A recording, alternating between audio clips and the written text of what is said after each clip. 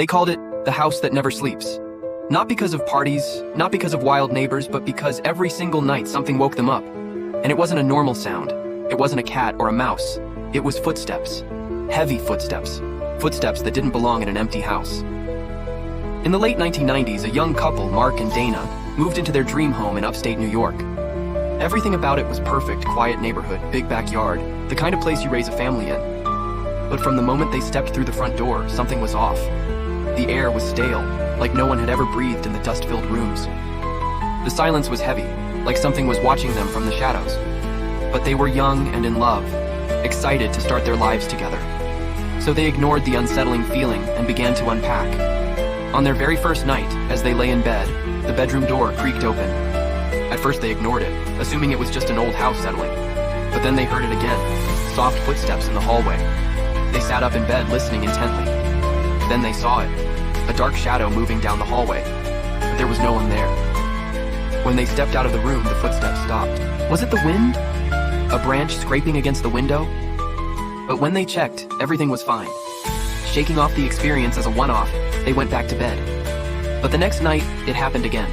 Footsteps pacing back and forth outside their bedroom, followed by heavy banging on the wall as if someone were trying to break through.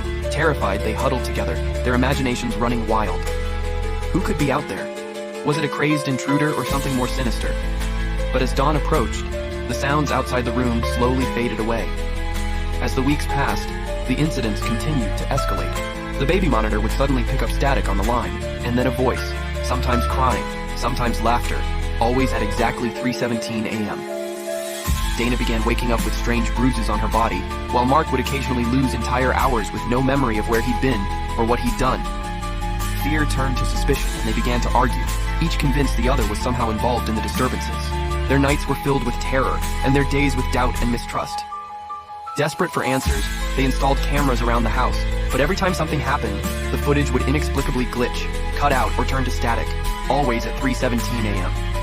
Unable to bear the escalating horrors any longer, they contacted a local priest who came to bless the house and perform an exorcism if necessary.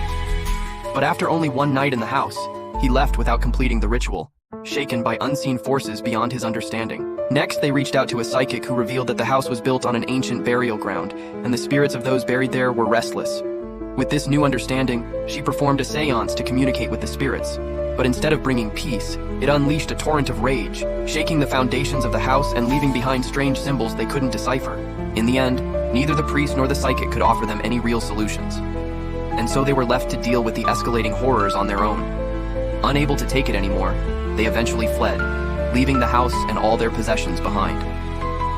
They started over in a new town, hoping for a fresh start, but the nightmares followed. They still heard the footsteps, the laughter echoing through their dreams.